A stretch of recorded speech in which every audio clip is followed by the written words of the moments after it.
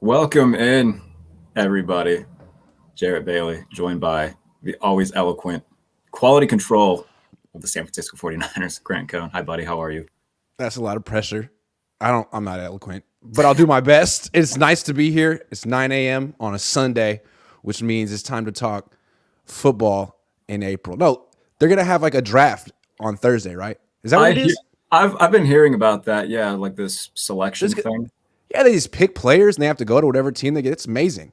That's So really I'm excited. weird. Like I've never heard of like any other profession. Like you just line up like job interview basically people, and you're like, yeah, we'll take him. Like they don't You're really. going to Tampa. Yeah, I don't want to go to Tampa. That sucks to be No, I've you, actually man. heard that. I've heard that players break down when they get drafted by the Niners, especially like undrafted free agents, and they get a money manager and they're sort of informed of like what the taxes and real estate are out here. I've heard players Oh, I cry. can imagine. They're like, "This is not what I asked for. They're taking half of my money." So anyway, that's neither here nor there. But those San Francisco 49ers don't have a pick until the third round. But they've got like three of them and four picks. Like they go pick, gap, pick, right? I'm stressed about that already. Like, how do I report on that? They're going to make a pick, and then I got to do something, and then they're going to make another pick, and then one guy's going to be on the phone. But you guys aren't worried about me. But that's what's going to happen. 3 picks in a row is going to be very exciting. It's going to be like Christmas 3 times in a row. And I'm sure we're not going to. Will we have heard of any of those picks? That's going to be the game. How many picks have you heard of these draft class? Because we all know the first round guys, but third round, now you got to dig deep. That's going to test who's like really been into this, who's really been breaking down a Yeah. lot of stuff and whatnot. Exactly. The two of us, Grant Cohn. Yeah, absolutely. But I've been watching quarterbacks. That's I good. have a lot of think opinions on the everybody's watching. quarterbacks. Yeah. Are you also one of these people that's really been in on Dorian Thompson-Robinson going to the 49ers? Yeah. I'm afraid because like none of Chip Kelly's players ever work out, and this is like the next one. But I'm a UCLA fan, and I've watched him for years, and I'm like sold on the whole thing. So maybe I'm wrong. I'm usually wrong, but I like him. I mean, to me, like Brock Purdy worked out for certain reasons. He was very experienced at a young age, and that's this guy. He played like for like 5 years. He has a ton of reps. He's got. I don't want to sell you on Dorian Thompson. I like him. I feel like basically the way it works in drafts are there's one guy, and maybe there's a second guy. Every once in a while, there's a draft like the one with Burrow and Tua. And yeah, I mean, it doesn't happen very often. So basically, my thought process is everyone's a bust except for one guy and maybe a second guy. So I feel like Bryce Young's probably good. And then everyone else I'm pretty skeptical of.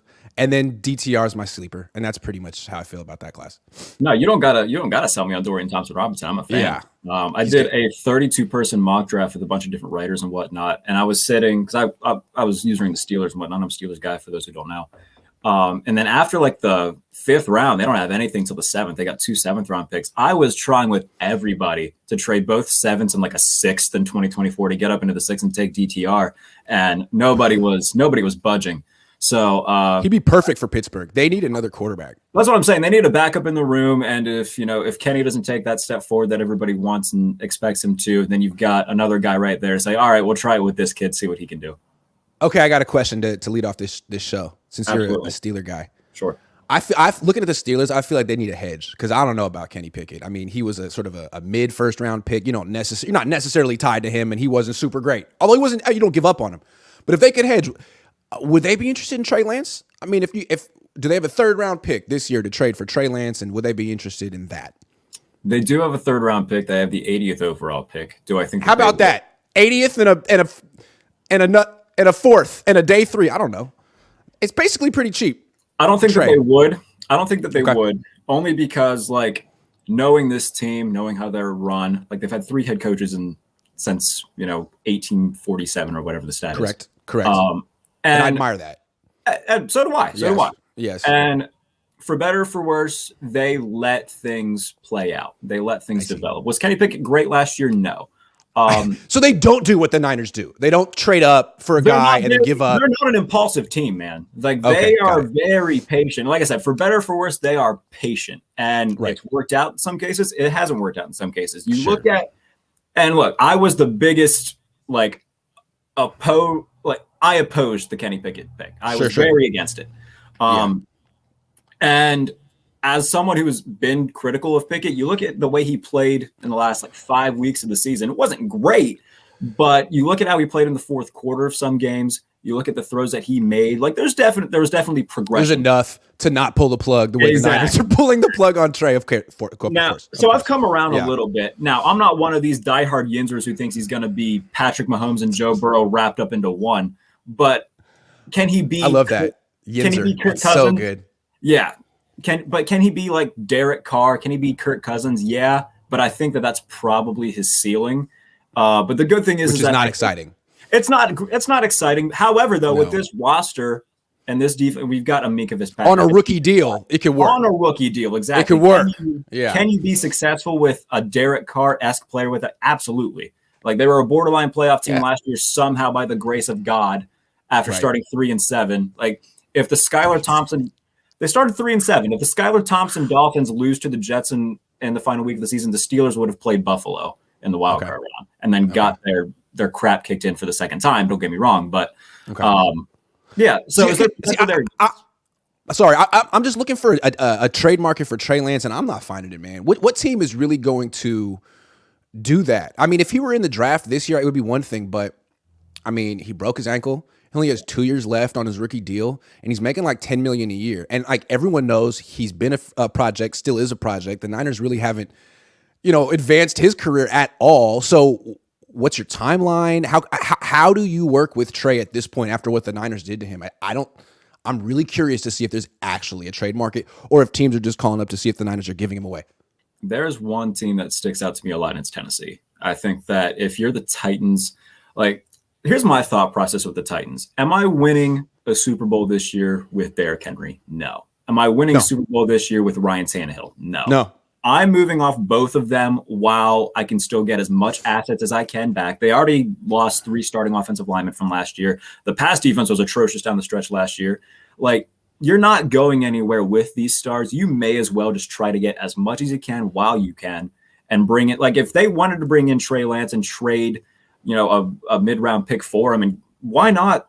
And if they can get Trey Lance with a mid-round pick, like trading it to San Francisco. And if they can take Bijan Robinson right there, all right, that's a start.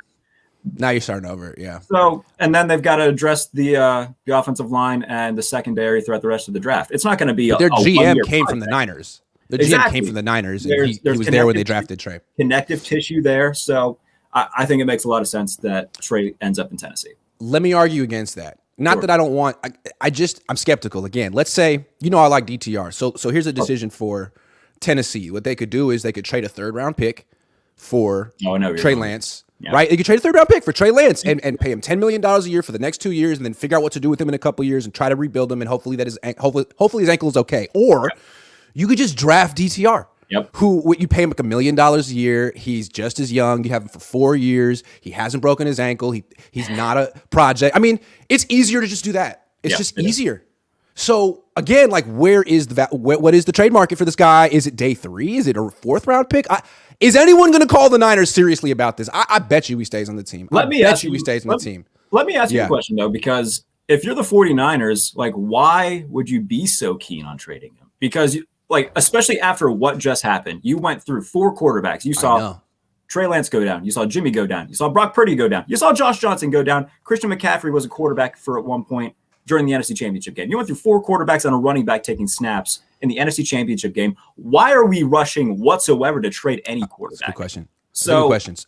This is what they're doing. I think that's why you're right. I think that's why you're right. I do think that we're going to have Purdy, Lance, and Sam Darnold all stay on the team. Because of that reason, because of everything that just happened, that we saw, all 3 quarterbacks went down. Let's not rush to trade anybody who we feel confident in putting under center regardless. See, I don't think they look at it that way. I think they want to trade him. I think they'd love to trade him. I just don't think the market is there. I think they're getting way too ahead of themselves with Brock Purdy. They're acting like they've evaluated Brock Purdy as their franchise quarterback and evaluated that Trey Lance is trash. And they're not, they've said the first part. They're not really saying the second part. But to me, it's like, guys, one started 8 games, one started 4 games, and you guys have a terrible track record of evaluating quarterbacks. Like, why don't you chill? Because stop acting like you know. To me, like, look at it. Let's compare the Niners and the Eagles. I like comparing those 2 teams because they're the class of the NFC. Sure. Brock Purdy essentially is like the Niners version of Nick Foles. Nick Foles took over, got hot, went to the NFC Championship game, won it, went to the Super Bowl, won it, beat Tom Brady in a shootout. Yep. And the Eagles were like, Thank you, Nick. You did your job. You're a hell of a backup quarterback. Good job. And they gave him a pat on the head. The Niners, had they done that with Nick Foles, they would have given Nick Foles a lifetime contract because they're way more sentimental than the Eagles. And it seems like to me, what Brock Purdy did was great, but he's a system quarterback. He essentially is just a better fit for the system than Jimmy.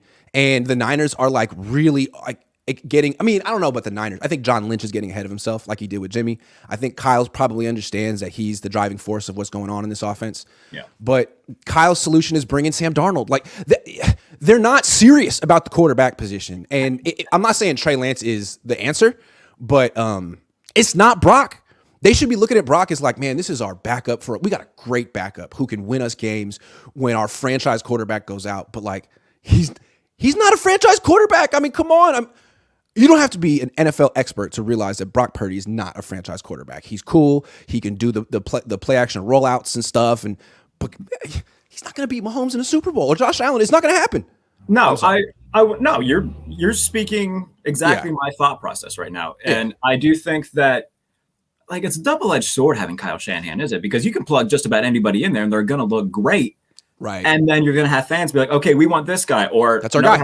Be like, he won his first 4 games. That's all we need to see. It's like, come on, man. Yeah, but franchise quarterbacks take time. Guess who else won their first few games? Like Duck Hodges won his first few games as the Steelers quarterback when they plugged him in 2019. And guess where he is? Right. I'm pretty sure he's in Canada right now. That's right.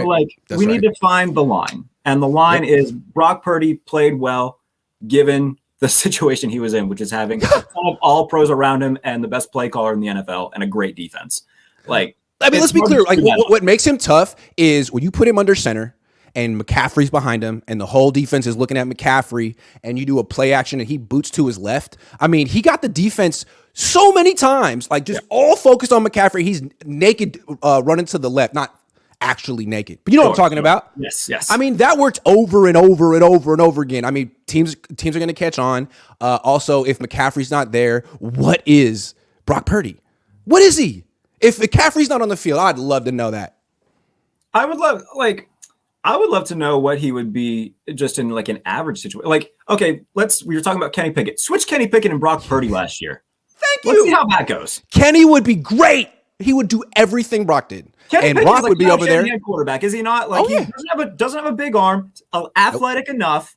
He would have. I think the 49ers might have beaten the Eagles last year if they had Kenny Pickett under center. And I think Kyle thinks that way too. And I think what he's thinking is, okay, John's trying to tie me down to Brock like he tied me down to Jimmy. I'm not going to let him do that. So what I'm going to do is I'm going to bring in Sam Darnold, and I'm going to say I can do the same stuff with Sam Darnold. I'm like, Kyle, no, not Sam. Not Sam. So what I'm hoping is Sam's just a placeholder for when they draft a quarterback. But they gave Sam $3.5 million guaranteed, man. That's a lot. To then cut him down, you know. Credit to Sam Darnold. And the final month and a half of the season, he played well. He won some games. He won some games. He didn't mess things up. They relied on the defense in the run game, and Sam was a fine placeholder who didn't screw things up. Do that here. Just don't mess it up. Exactly. He fumbles like 3 times a game. Jarrett, he's a disaster. I don't understand but he's been this way since like his last year at USC too, man. This is Sam Darnold. Oh, disaster. I was a Sam Darnold truther, man. I swung and missed hard on Sam Darnold. I was a big Sam Darnold guy. I hate USC guys because I'm a UCLA guy, so I just watch him like, this guy's trash. He ain't trash. He's not that good. He's not that good. And he wasn't.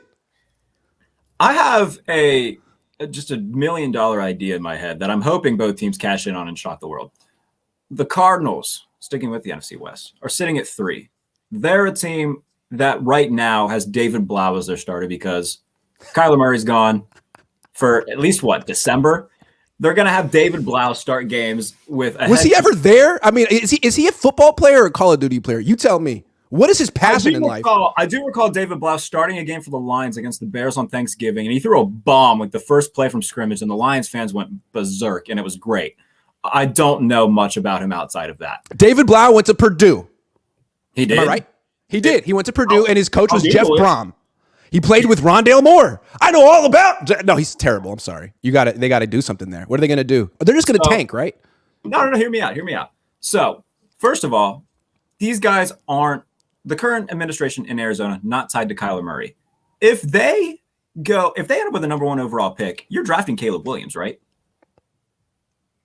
Yeah. So you're trading Kyler? I mean, assuming he plays well next year, which I would assume because everyone plays well under Lincoln Riley. Yeah, it looks great.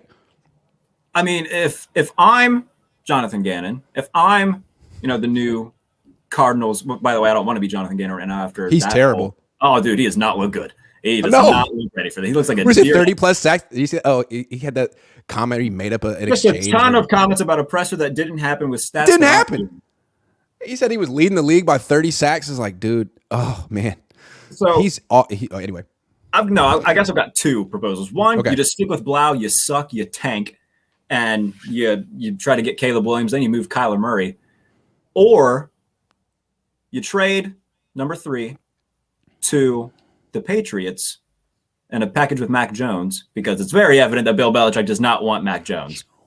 Mac Jones to the Cardinals. The Patriots get it to number 3, and they take probably Anthony Richardson, because if you're Belichick, like you're looking at Mac Jones and Bailey Zapp, what the hell do you have there? There's nothing there. There's nothing there. Jeez, Mac Jones. I don't like Mac Jones at all. There's something Mac about Jones him. either. He has like zero leadership qualities. Doesn't he comes across as a whiner. However, though, if you're the Cardinals and you're trying to, stay competitive and show that you're trying to be competitive for at least this year until Kyler gets back, you get Mac Jones, and it at least puts on the facade that, like, okay, we're trying to win games. Yeah, that's interesting. I don't know. The Cardinals seem like they have no direction. They got Jonathan Gannon. Like, where are you going? But let's talk about the quarterbacks for a second. I think I have a theory that I wouldn't draft a quarterback unless he threw essentially at least 900 throws in college. I would just rule out every quarterback who didn't do that, unless the guy was like Brady, where like he graduated and he got pushed out, and it was like if you left college before you threw 900 throws, I got questions about you. Like, why'd you leave? I mean, at this point in college, like you could transfer wherever you want to go. You could get paid. Like, why did you leave before you were ready? Yep. Because you're essentially going to go somewhere, and there's a high probability you're going to bust because you're not ready. And it's like, do you care? Are you just in it for your first payday, or are you really trying to do what's best for you long term? And like Richardson, you left after 300 throws. Why? You could get paid in college. Why'd you leave? And so I just wouldn't do it. I mean, you look at guys like the full list of guys who came out. I'm with Josh Allen and Aaron Rodgers. They played in junior college. That counts. Yeah. Those are live bull-ups. That counts. But yeah, dude, like Levis, like I guess he graduated, but 700 throws, I'm skeptical. Like are you ready? I don't know, man. So that's my thing right there. I don't know. He just looks like a guy that the Colts are going to take and then regret. Yep. Like they're going to look at what he did at a pro day against Air. He threw it 1 billion yards up, but he doesn't sense pressure whatsoever. He makes really dumb decisions. Like he's like Darnold. Kind of, yeah. He's a turnover waiting to happen, and always has been. I think that's going to change in the pros. It's going to change in the pros. Like he's a disaster at Kentucky. Couldn't even play at Penn State. Slightly more athletic Sam Darnold. He can run a little bit. He's like Sam Darnold with muscles. Yeah. He's like CrossFit Sam Darnold. He's like a quirky, like mayonnaise drinking Sam Darnold, man. I can't see a team getting behind that guy. He's weird. I don't either. But when this whole thing started, like I saw like the Bible verse tattooed on his inner bicep. I was like, oh Christ, Frank Reich's going to draft him, isn't he? Oh no. Oh no. He's climbing up the boards. I mean, people were making fun of him, but now it's like, don't be surprised if he goes number 2. I wouldn't be surprised if he goes number 1. Yeah, I mean, this reminds me a lot of the 2018 draft when everybody's like, all right, Mayfield might go in the first round, and then he ends up being taken number 1 overall. Like, my goodness. If there was a team that takes him, like if you're the Panthers, I don't think they're gonna. But if you take Will Levis number 1 overall, there's got to be a lot of questions happening. I would think so. But I mean, to me, it's a tough year to have the number 1 pick because I think most people agree that Bryce Young is the best quarterback in this draft, but he's 5'11". Yeah. I mean, it's hard to draft a 5'11", 194 quarterback with the first pick. It's really hard to do. And so you start like looking at Will Levis and he's like, well, he looks more like the prototype. Yeah, but he sucks. Yeah. Or at least he's right now. He could improve, but he literally sucked in college. So and not to say that like height and size is everything, but because like we've had like Mike Glennon, he was 6'9" and he sucked. So like you got to find the happy medium. When people look at like the Bryce Young thing, they say, "Oh, Kyler Murray was but Kyler Murray was also thick. Like he's 5'10" and like 210. Like and Kyler Murray didn't fail because he's short. He failed because he's like he loves Call of Duty like too much. That is the issue with him. He needs to reprioritize his whole life. But I don't know. I think Bryce Young's going to be really good. I don't have a problem with him. But I could see a team being like, we can't take a non-prototypical athlete in the top 10. Da, da, da, da. Sean Payton said that a few months ago. So I can see a team making a bad. I mean, teams make bad decisions on quarterbacks all the time. All the time. Which is why it's so like when you find one, you pay him what he wants. Like if I'm the Bengals, I'm giving Joe Burrow whatever the hell he wants when the time comes. If I'm the Chargers, I'm giving. You're not finding another Joe Burrow. You're not flipping him and finding another. You're not finding another Justin Herbert. I'm giving him the key to Los Angeles. I'm giving him 60 million, whatever. And if the Chiefs can win a Super Bowl paying Patrick Mahomes $50 million a year, you could probably figure it out too. Just draft well. Yes. And just draft well. It's not to say that every team needs to model the Chiefs because, it's very easy to say, oh, just do what the Chiefs do. Just get Travis Kelce. Let's get Travis Kelce. Go get Andy Reid, Travis Kelce, and maybe the best quarterback we've ever seen. However, though, when you've got quarterbacks like Josh Allen, Joe Burrow, Justin Herbert, you can do some things because of their talent alone that other teams cannot. Like the Chargers will have a higher ceiling than teams like the Vikings just because Herbert is just simply better than Cousins and can do things that Cousins can't. And I don't know, man. Absolutely. Yeah, because there's only so many quarterbacks in the league. Like when you get into the Super Bowl and you really have to do a shootout with Patrick Mahomes and like play actions off the table. How many people can really do it? That's like how many times can you drop back and shotgun and like protect yourself and get the ball down the field and not turn the ball over against Mahomes because he's perfect. Maybe I don't even know. Is there another guy in the league who can do it? I mean, it's not. We've seen Josh Allen showed that he could do it. It just 13 seconds happened and the Bills defense bit him in the butt. His team sucks, dude. Sorry. He has no weapons. His best running back is him.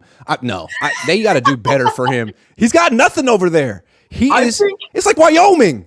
The Buffalo Bills were maybe the biggest tease of any team in recent memory. And look, granted, they went through. Fire McDermott. Get rid of him. Get an offensive coach. Get an offensive coach over there. Get out of here. Get Shanahan over there. Get a good offensive coordinator. They had that, and then Dable left for the Giants, and then they brought in Wackadoo and Dorsey. He was the most important coach on that team. You could clearly see. Absolutely. You that guy's good. Numbers with Josh Allen. Brian Dable was very important. Like, look at the correlation between, Josh Allen doesn't turn the ball over with Brian Dable. Daniel Jones turns the ball over more than any quarterback. He gets Brian Dable, and he just doesn't turn the ball over. There's a direct correlation there. There's a line that we can That guy's a quarterback whisperer. Kyle is a quarterback like shouter. Play better! That is a fantastic line. That is hilarious. Oh, that's funny. So when it comes to Buffalo, though, I'm glad that you brought that up because it seems it's almost a matter of like when, not if, they're going to trade for DeAndre Hopkins. It looks like the draft night is going to be when they acquire DeAndre Hopkins. He's washed. I don't think he's washed. I think that he's a really good wide receiver 2 right now. I don't think he's like a prototypical 1. Okay. I'll take that. I'll take that. Stephon Diggs, I think that's fine. You got to take a little off his plate because he's starting to get hurt a little bit. But I mean, they just gave him so many damn targets a game in Arizona. Yeah, I'm with you on that. Well, that's the thing. Like it was all right. Am I going to throw to DeAndre Hopkins or Andy Isabella or no one? Yeah, that's true. That's true. That would help them, I guess, because I mean, they got Diggs. Yeah, Diggs and Hopkins. They got Diggs, and then they've got Gabe Davis, who was expected to take a massive jump after that 4-touchdown performance and just didn't. But he's like a big play home run threat, but that's fine. Like I think he caught. I looked at his numbers. He caught like 40 passes and he averaged like 19 yards a catch. It was something absurd.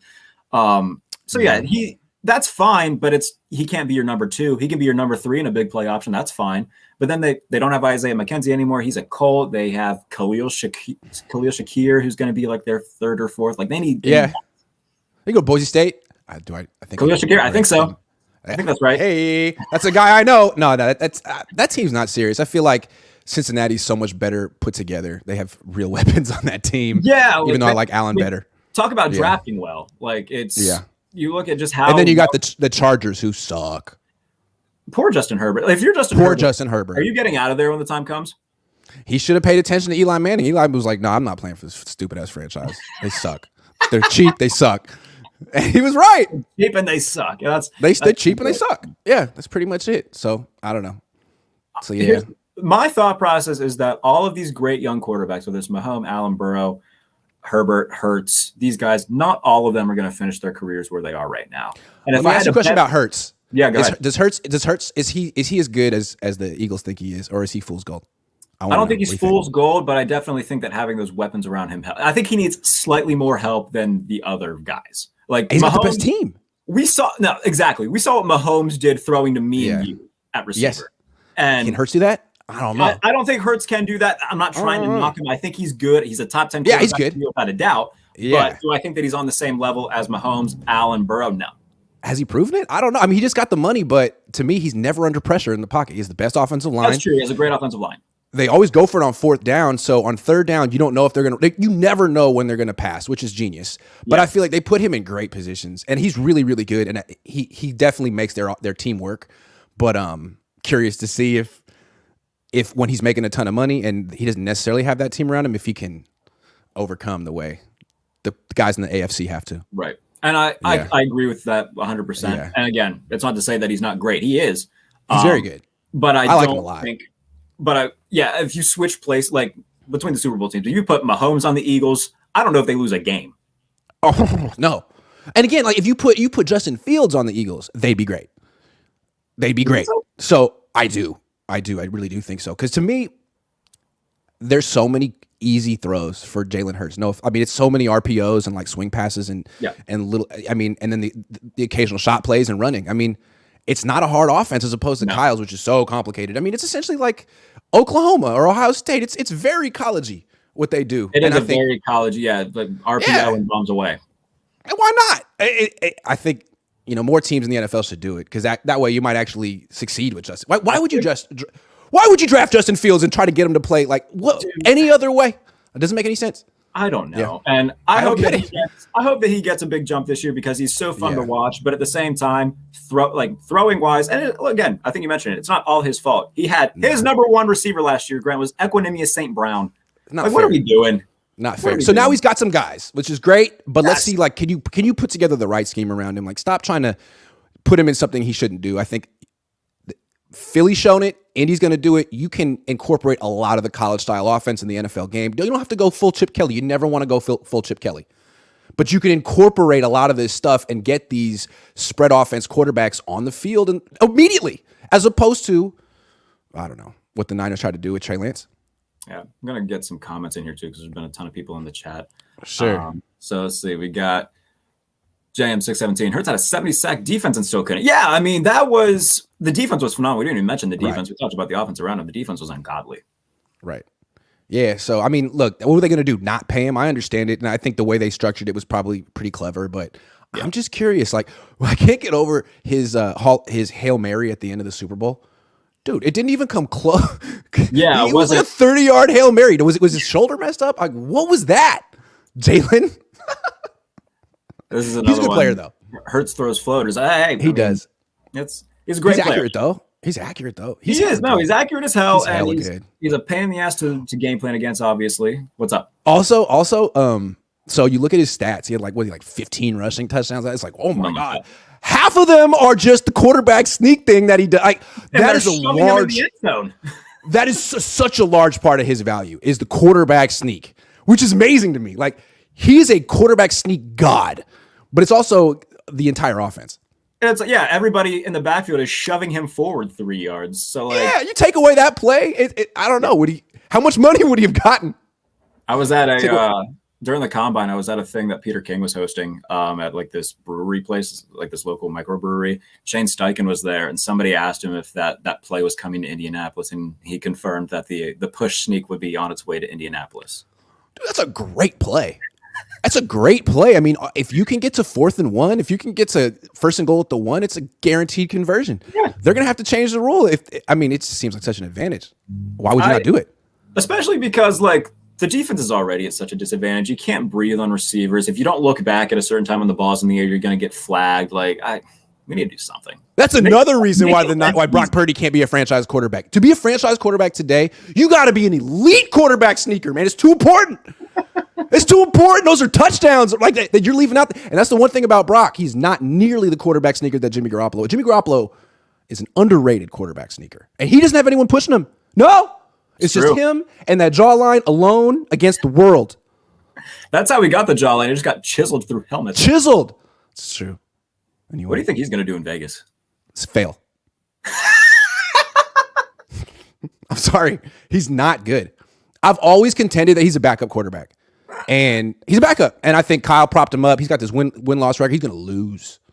I agree. Like if anybody, anybody in the chat without Googling can name more than 2 players on the Raiders defense not named Chandler Jones or Max Crosby, I don't know what I'll give you, but you'll have my respect.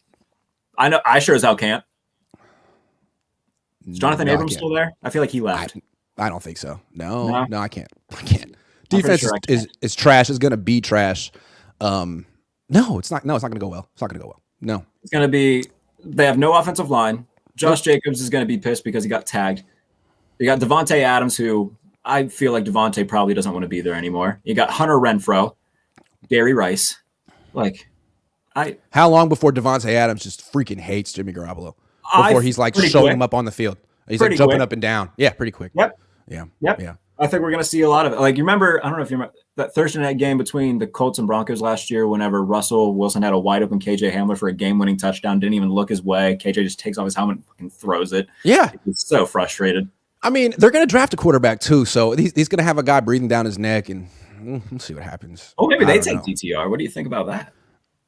I think that would be great for them. It's going to be interesting for Jimmy because Jimmy had so much cachet built up from the fact that he won his first 5 games and the team was 1-10. Like, that did everything. Jimmy was terrible in practice. Trey Lance is getting shipped out of town because he's not good in practice. Jimmy was always terrible in practice, but he won those first 5 games, and that meant so much to this team because they felt like losers, and then he made them feel like winners. He hasn't done that to the Raiders. They're just a team. They don't know him. If he comes in and loses his first 2 games, they're going to look at him like, who the hell are you?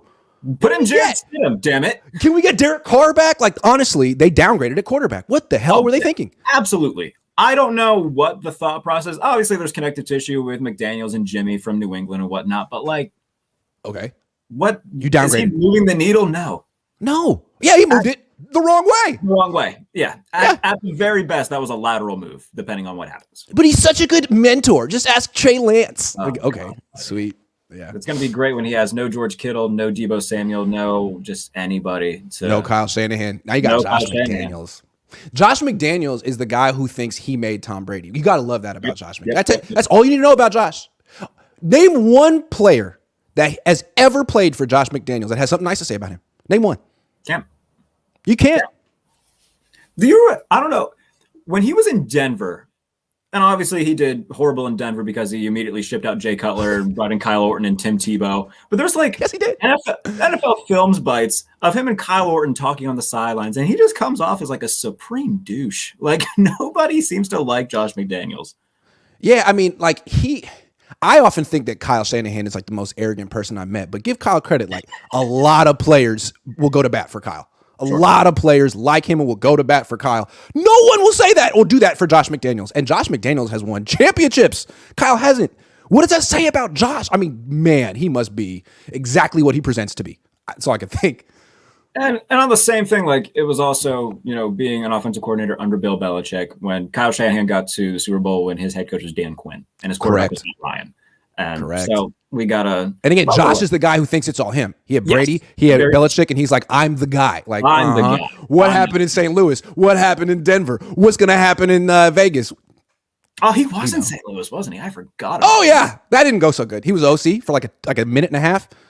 Oh, my God. Had to go right back to New England. He'll be back in New England in 3 years. Watch. I'd 2 say years. Safe bet. Oh, yeah. Unless Bill O'Brien just pushed it. Yeah, I wouldn't count on that. Bill O'Brien. Yeah, with Mac Jones. Boy. Whew.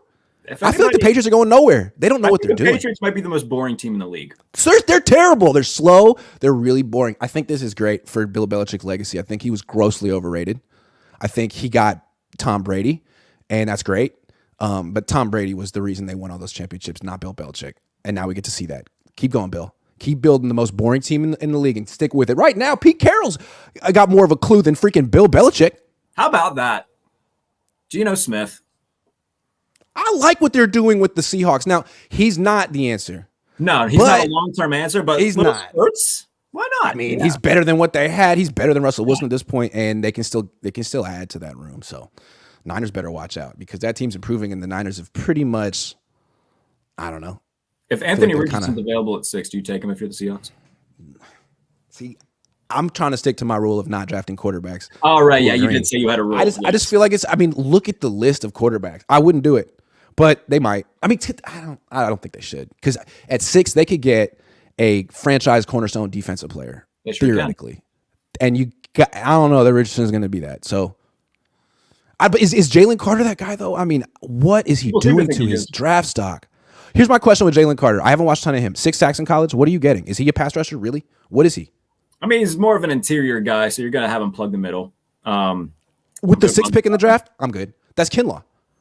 I'm good, dude. No. Any D tackle I'm taking in the top 10 has to be like Buckner, a guy or Donald, a guy who's shown that he can get to the quarterback. That's the skill you want in the top 10.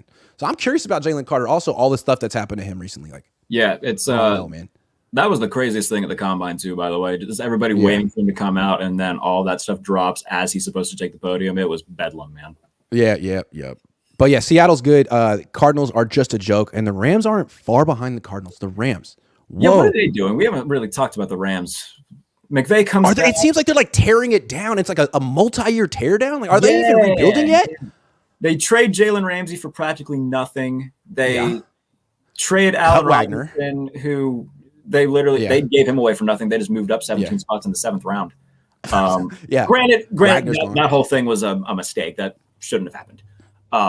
But yeah, what do they have outside of Stafford, Kupp, and Donald? They would do this again, by the way. They made the trade for Stafford with the goal, we are going to win a Super Bowl. They did it. And I think in the back of their heads, they kind of knew, okay, we might suck for a year or two, but it's all worth it to get the ultimate prize. They would absolutely do it again. And who can blame them? But here's my question. Would McVay, why is he not an announcer at this point? Like, leave. Where is the future with this team? Like, they seem like they need a total teardown and a total rebuild. Like, Stafford, he's not going to be the quarterback of this team when they're good again. No, I feel like they're totally spinning their wheels right now. I mean, what's Aaron Donald going to be like when they're good again? I feel like they're done. They got to rebuild. I'm surprised that he came back. Like, what are you? Why retire? Exactly. This team is going nowhere. You're going to be taking so many hits for what? You're not going anywhere. For nothing. For 6 wins, if that. Other than Stafford, your elbow hurts. Retire. Keep climbing the sack board, maybe. I guess. Like I guess so. If that's what he wants to do, then cool. But man, I don't know. I don't know what they're doing. So that's 4 free wins for the Niners next year. 4. That's great. Seems to be. I mean, that's great. They seem to always have the Rams number for the most part. And then the Cardinals. Yeah, I if I'm betting on a team to have the number 1 overall pick, I think it's Arizona. I would think so. It's almost like they're positioning themselves for it. When they didn't get a quarterback at all, I thought they might get Marcus Mariota or something. They're like, nah, we're gonna really suck this year. We're going with David Blau. Like, okay, fair enough. As long as your entire 53-man roster is on board with losing every game this year, go for it. Oh my god, that's a cynical way to play football, knowing you're going to lose. Like, let me just get that check, baby. Like, oof. The Cardinals have had quite the lineage of like week 1 starter, like John Skelton, Kevin Cobb. Are they the worst franchise in the league? I mean, the way they had to fire their general manager last year. Yeah. I mean, jeez. Haven't ever won a championship. Yeah, they might be. They're up there. They're freaking awful. Do they have fans? Do they have fans? To find them. I don't even know. I don't even know if they have fans. I mean, people might say, why would you? Like, the Browns at least have like a history around them. You know? Yeah, they have fans. They have a history. Like, people kind of, it's a masochistic thing, but people follow that team. What's the history of the Cardinals? Like Dan Deerdorf? If they just folded this year, would anyone care? No. Like, you know what? The Cardinals aren't going to play this year. They decided they're out for 1 year. People would be like, if the Cardinals were the team, like the first team was like, all right, we're going to have an NFL team in London and we're making it the Cardinals. They're leaving. I don't think everybody would be like, all right, we've got the Coyotes, we've got the Diamondbacks. All 7 of their fans would protest. No! We got the Suns. They got Kevin Durant now. I think we're chilling. Devin Booker's good. Yeah, they're good. I mean, because in Phoenix, if you've been, they have baseball downtown, basketball downtown. Football is like hella far away in Glendale, which there's nothing in Glendale. I mean, I don't think football is really a embedded piece of the cultural fabric out there. Although, is there culture in Phoenix? That's my question. No offense. I was in Uber. I was in Uber, and I kind of judge all my cultural interactions, or a lot of them, based on how my experiences in Ubers and Lyfts. And there was a lady pick me up playing, really blasting Nickelback unironically. The whole way. And I was like, yep, that's Phoenix, pretty much. Nickelback. Unironically. Oh, sorry, are you a Nickelback fan? Sorry, I take it back if you're Nickelback. Yeah. I feel like everybody just like Nickelback because they think it's cool. I'm sorry. I take it back. You're sitting there being like, oh my God, he's attacking me right now. Oh, I'm not like a Nickelback super fan per se, but I like them. Fine. She was banging him. I was like, damn, like, is it 1999 right now? Damn. That's what's up. What's next? Sum 41? I like Sum 41. They had bangers. I think that's where you lose me. I'm not like too much into 2000s. The pop punk. Yeah, I'm sorry. I appreciate you coming on, buddy, though. We can get out of here. It's been 40 minutes or so. Yeah. I don't really remember what we talked about, but I had a great time, man. This was fun. I did too. This is fun. We need to do it more often. Yeah, absolutely. Yeah. Anyway, way to start the day. Are you going to watch the Warrior game tonight? Today? I'm not a big basketball guy. I'm going to be honest with you. I'm not.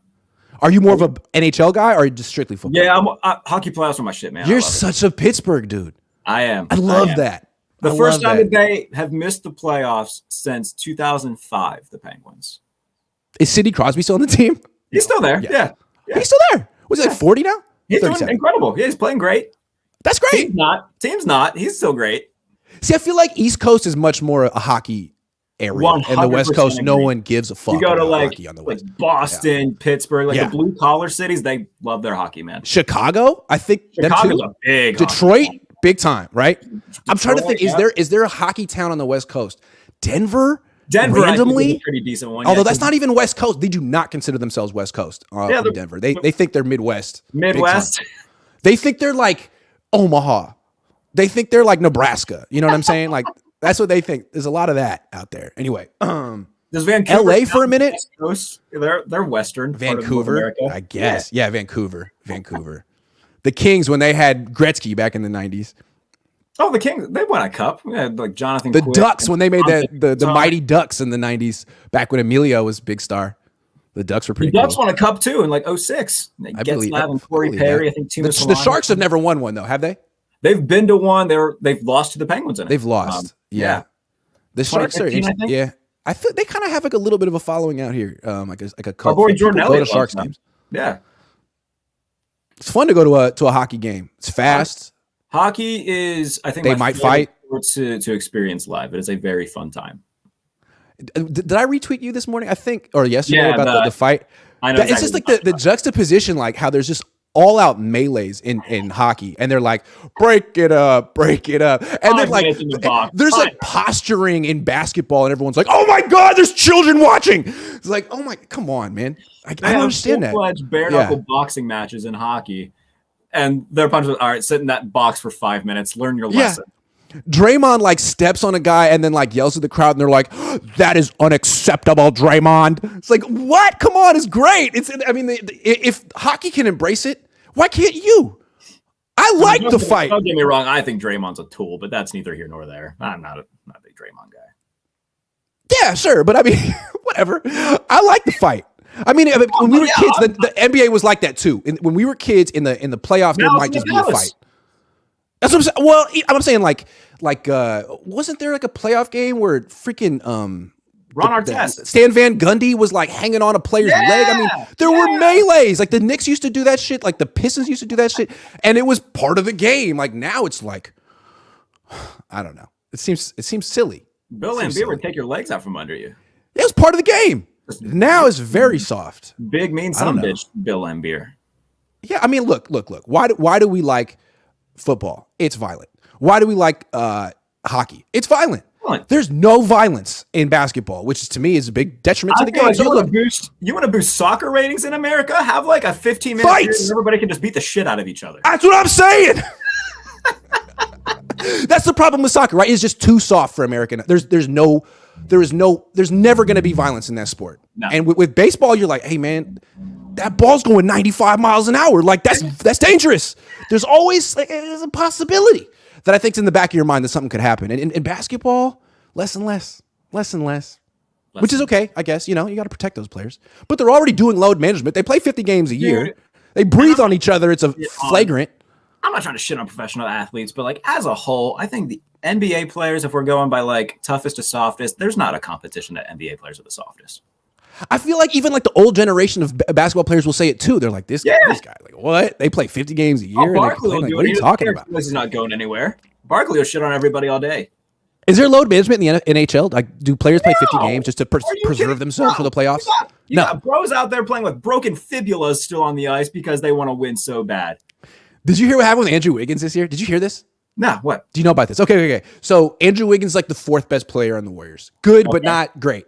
Sure. He left the team in February, and the team said he had a personal matter. They never explained it. He left for 2 months, and magically the personal matter went away when the playoffs started, and he was back. And they were like, that's it, he's back. It was personal. That's it. Can you imagine that happening in any other league where a player just leaves and comes back, and there's no report? No one says this is what's going on. It's just accepted. It's such an NBA thing. Only in the NBA. Strange. Only in the NBA. He's not here. He's not feeling up to it. He'll be back eventually. Oh, it's the playoffs. He's up to it. I feel like that's been Kawhi Leonard's career in a nutshell, hasn't it, though? I think he opened the door, essentially, to all of this. I mean, Ben Simmons, horrible. for Kawhi, it was like, man, my knee is going. I can't do this. For Ben Simmons, it was like, what was his issue? He left for a year, and it was like, was it mental health? He wasn't. It was all. Might have been I think that mental one health. really. It might have been mental health, and I think that kind of opened the door for like, hey, man, you could leave for whatever reason. Like you're not feeling good. You know, you're depressed. You're whatever. Not Like to, like, we never not to, like, found dunk on out. people Not to, doing this stuff. Yeah. not to minimize that, but it's just Yeah. interesting. Like it's a culture in the league where the players can leave for whatever reason. There's no explanation needed. Yep.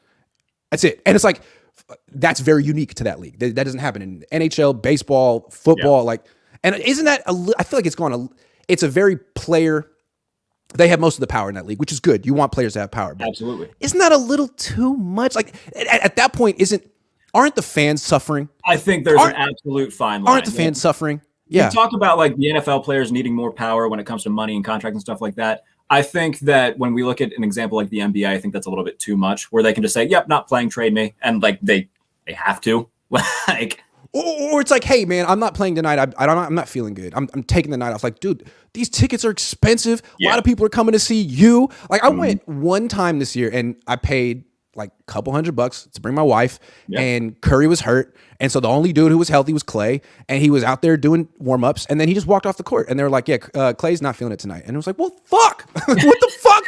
Why are we here? That's how I felt.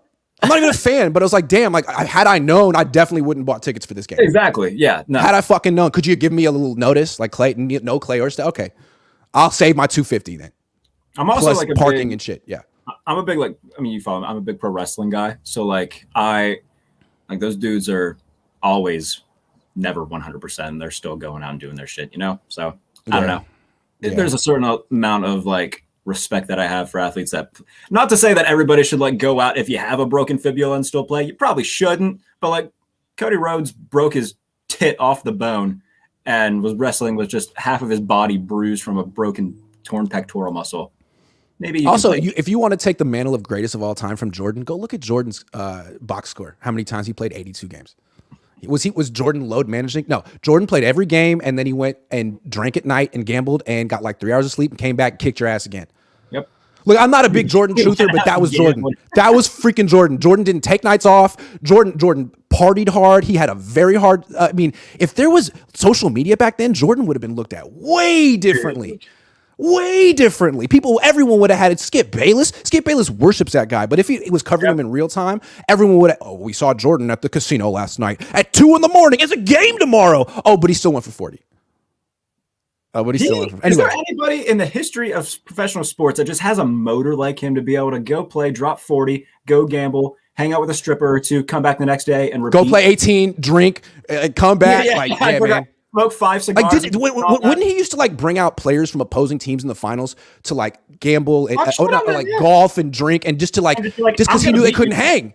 Yeah. He knew they couldn't hang and they'd be hungover. I don't know. Jordan was great. Mind games. But no, dude. If he were doing that today, if any player lived the life that Jordan lived today, I mean, it would be all over. Everyone would have something to say about it. Jordan is a very interesting person to think about, like in his place in time. Very 90s, very, I think you hit it right on the head. He played in the perfect era for him, where there was enough media coverage where everybody remembers him, but he was idolized, but people didn't really scrutinize him the way they do LeBron. Exactly. Who has to be squeaky clean. He has to be so clean, can't do shit. Exactly. Yeah, and Steph can't do shit. Mike's the very complete opposite of squeaky clean. Oh my God. If he was, people would have such a problem with what he was doing, but no one remembers that stuff. It's all Jordan was the greatest at everything he did was perfect. Like, man, I don't know. I think we kind of do that for Tiger though too. I feel like those are similar situations. Absolutely. Weren't they friends? I feel like Tiger learned it from Jordan. He was like, "Oh shit, this is what I should be doing. Should be up. This is the lifestyle I should be living. I'm Tiger. Yeah, I'm Tiger Woods. I'm Tiger. Fuck. Okay, yeah, let's do this." All right. I'm gonna let you go, man. This was a lot of fun. No, it was, buddy. I appreciate you. Yeah, you guys know where to find Grant if you want to find stuff. Hey, and if you're watching simulcasted on mine and you don't know who Jarrett is, this is Jarrett Bailey. Is a great YouTube channel. Please subscribe to his. That was the whole point of doing a simulcast, is to sort of introduce Jarrett to my audience and vice versa. So if you don't know who Jarrett is, did you watch me eat the shirt that everybody wanted me to do? I saw clips. Thank you. That was just phenomenal content. And way to be a man of your word. In the future, you don't put yourself in that situation, man. Don't do here's it. The thing, man. A shirt? I'm very much okay with committing to the bit. By the way, I'm committing to one right now. Every time that Grant comes on, it's a joke that I like dress up like a character from Newsies, and it's great. You look great. Peaky Blinders a little bit. I appreciate it. But so somebody had slid into my Twitter comments saying that, the 49ers minimum 13-4. And I said, if they go 13-4, I'll eat a shirt. And they did. And me, Jason Aponte, Jordan Elliott, we kind of built Brad Graham as well, like kind of configured on how to do it, because people were like, okay, you probably shouldn't eat an entire shirt. So we settled on like doing parts of it. And I'm like trying to chew this thing on air. It just wouldn't break down. So I just kept chewing them, and it tasted like balls. I would spit them out, and I would just keep repeating it. It was okay. I like that. Yeah, I like that. At least you didn't ingest shirt. Yes, that's good. So you don't want to do that. The trade-off there was like, I didn't swallow any of it, but I was able to just chew a hell of a lot more than I would have. You don't know what kind of dyes and shit are in that. Yeah, good. Yeah, it's good. Yeah. Did you air fry it? Did you deep fry it? Well, here's the thing. My air fryer would have absolutely caught on fire, and I don't feel like getting a new air fryer. That's fair. Yeah. So that's an important thing to have. By the way, announcement for this channel, if you're watching 49ers fan, Diamond Lenore joining me Tuesday, 5 Pacific time, 8 Eastern. So hey, that'll be happening. That dude's a starter for the 49ers. That's dope. I'm gonna watch that. Fantastic. Second time on this show, by the way. Dope. Well, cool. Enjoy. Also, if you feel like calling in and talking to me about sports or the Niners, I'm gonna start a show on my channel in 10 minutes. So stick around. There you go, everybody. Appreciate you all for joining, buddy. I appreciate you. Appreciate you too. See you guys. See ya.